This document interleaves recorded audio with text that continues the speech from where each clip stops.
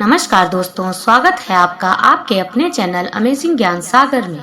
आज की स्टोरी है मृत्यु अटल है। एक चतुर व्यक्ति को काल से बहुत डर लगता था और वह सोचता था कि मेरी किसी भी क्षण मृत्यु हो सकती है। वह क्या करे। एक दिन उसे चतुराई सूझी और काल को ही अपना मित्र बना लिया। उसने अपने मित्र काल से कहा, मित्र, तुम किसी को भी नहीं छोड़ते हो, किसी दिन मुझे भी काल में धर लोगे। काल ने कहा, ये मृत्यु लोक है, जो आया है उसे मरना ही है। सृष्टि का ये शाश्वत नियम है, इसीलिए मैं मजबूर हूँ। पर तुम मित्र हो, इसीलिए मैं जितनी रियायत कर सकता हूँ करूँगा ही। मुझसे क्या आशा रखते हो, साफ साफ कहो। व्यक्ति ने कहा, मित्र, मैं इतना ही चाहता हूँ कि आप मुझे अपने लोक ले जाने के लिए आने से कुछ दिन पहले एक पत्र अवश्य लिख देना, ताकि मैं अपने बाल बच्चों का कारोबार की सभी बातें अच्छी तरह से समझा दूं और स्वयं भी भगवान भजन में लग जाऊं।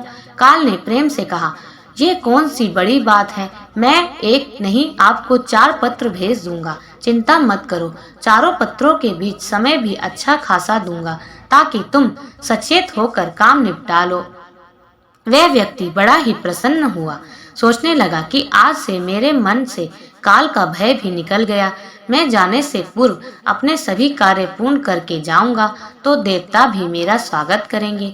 दिन बीतते गए, आखिर मृत्यु की घड़ी आ पहुंची।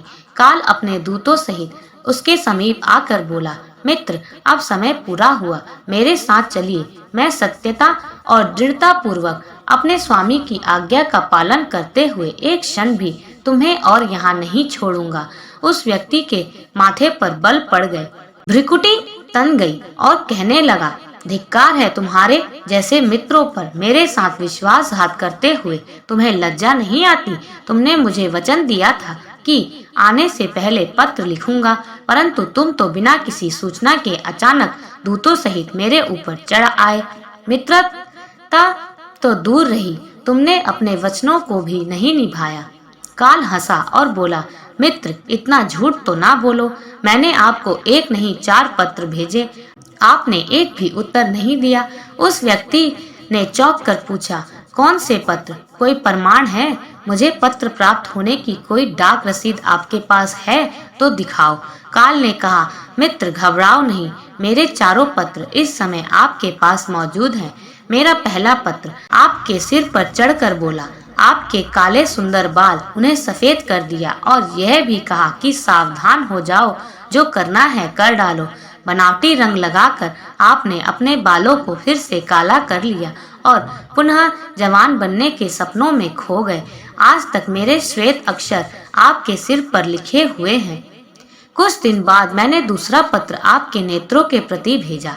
नेत्रों की ज्योति मंद होने लगी, फिर भी आंखों पर मोटे शीशे चढ़ाकर आप जगत को देखने का प्रयत्न करने लगे। 2 मिनट भी संसार की ओर से आंखें बंद करके ज्योति स्वरूप प्रभु का ध्यान मन में नहीं किया। इतने पर भी सावधान नहीं हुए तो मुझे आपकी दीन दशा पर बहुत तरस आया और मित्रता के नाते मैंने तीसरा पत्र भी भेजा। इस पत्र ने आपके दांतों को छुआ, हिलाया और तोड़ दिया। आपने इस पत्र का भी जवाब न दिया, बल्कि नकली दांत लगवाए और जबरदस्ती संसार के भौतिक पदार्थों का स्वाद लेने लगे। मुझे बहुत दुख हुआ कि मैं सदा इसके भले की सोचता हूँ और यह हर बार एक नया बनावटी रास्ता अपनाने को तैयार रहता है। अपने अंतिम पत्र के रूप में मैंने रोग, कलेश तथा पीड़ाओं को भेजा, परंतु आपने अहंकारवश सब अनसुना कर दिया। वह व्यक्ति काल के भेजे हुए इन पत्रों को सुनकर फूट फूट कर रोने लगा और अपने विपरीत कर्मों पर पश्चाताप करने लगा। उसने स्वीकार किया कि मैंने गफलत में शुभ चेतावनी भरे इन पत्रों को नहीं पढ़ा। मैं सदा यही सोचता रहा कि कल से भगवान का भजन करूंगा, अपनी कमाई अच्छे शुभ कार्य में लगाऊंगा, पर वह कल ही नहीं आया। काल ने कहा, आज तक तुमने जो कुछ भी किया, राग, रंग, स्वार्थ और भोगों के लिए जानबूझकर ईश्वरीय नियमों को तोड़कर तुमने कर्म किए। उस व्यक्ति को जब कोई मार्ग दिखाई नहीं दिया तो उसने काल को करोड़ों की संपत्ति का लोभ दिखाया। काल ने हंसकर कहा, मित्र, यह मेरे लिए धूल से अधिक कुछ भी नहीं है। धन दौलत, शोहरत, सत्ता, ये सब लोभ संसारी लोगों को वश में कर सकता है, मुझे नहीं। काल ने उत्तर दिया, यदि तुम मुझे लुभाना ही चाहते थे तो सच्चाई और शुभ कर्मों का धन संग्रह करते। यह ऐसा धन है जिसके आगे मैं विवश हो सकता था, अपने निर्णय पर पुनः विचार को बांधे हो सकता था, पर तुम्हारे पास तो यह धन ढेले भर का भी नहीं है। तुम्हारे ये सारे रुपए पैसे, जमीन जायदाद, तिजोरी में जमा धन संपत्ति सब यहीं छूट जाएगा। मेरे साथ तुम भी उसी प्रकार निवस्त्र जाओगे जैसे कोई भिखारी की आत्मा जाती है। काल ने जब मनुष्य की एक भी बात नहीं सुनी तो वह हाय हाय करके रोने लगा। सभी संबंधियों को पुकारा, परंतु काल ने उसके प्राण पकड़ लिए और चल पड़ा अपने गंतव्य की ओर। शिक्षा, एक ही सत्य है जो अटल है, वह है कि हम एक दिन मरेंगे जरूर।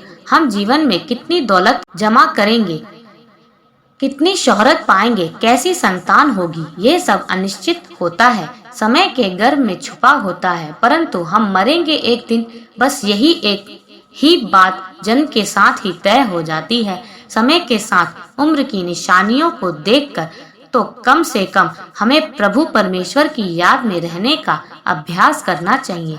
इसमें तो हर एक को, चाहे छोटा हो या बड़ा, सबको प्रभु परमेश्वर की याद में रहकर ही कर्म करने चाहिए।